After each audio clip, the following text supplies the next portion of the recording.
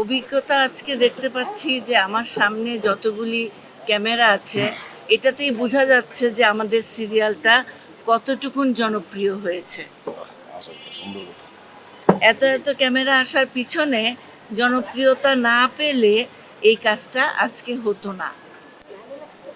তো আমি বলবো যে আমি যখন ছোট ছিলাম এইসব দিনরাত্রি বলে একটা নাটক করেছিলাম, সেই নাটকে আমার নাম শাহানা হয়ে গিয়েছিল, সবাই বলতো শাহানা।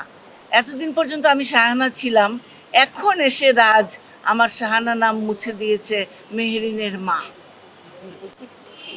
আমি এতদিন পরে বুঝতে পেরেছি যে শাহানা নিচে চলে গেছে, মেহেরিনের মা সামনে চলে আসছে। মেহেরিনকে কত সুন্দরভাবে মানুষ করেছে মেহেরিনের মা, এইটা রাজের কৃতিত্ব। সে ক্যারেক্টারটাকে এমনভাবে প্লে করেছে, আমি তার কথাই শুনেছি। কারণ পরিচালক তো একটা নাটকের ক্যাপ্টেন, ক্যাপ্টেনের কথাই আমাদের শুনতে হবে। আমি তার নির্দেশ মতো অভিনয় করে মেহেরিনের মা হয়ে গেছি, এটাই আমার সুখের বিষয়। এতদিন পরে এসে আমি আমার শাহানা নাম শেষ করতে পেরেছি।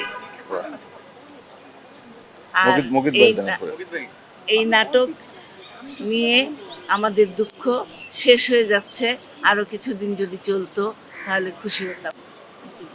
আচ্ছা, আমি রাজের পক্ষ থেকে একটা কথা বলতে চাই। এই যে আমাদের উনি তো প্রশংসা শুনতে পছন্দ করেন না, হ্যাঁ?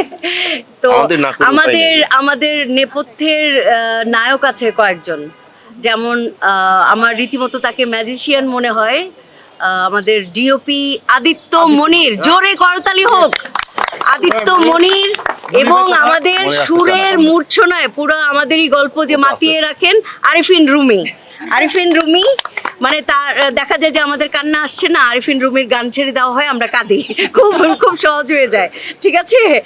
আর আমাদের রাইটার সিদ্দিক আহমেদ, রাইটার নাই, এটা রাইটার নাই, আচ্ছা এটা রাইটার নাই। তো আবার আমাদের আরো অনেক টিমের সবাই আছে, যেমন মেহেদি, মিলিটারি মেহেদি, এক একজনকে নাম দেই, আবু বকর রোকন এক্সিকিউটিভ, আরো সবাই আছে, সবাইকে আমি ধন্যবাদ জানাতে চাই।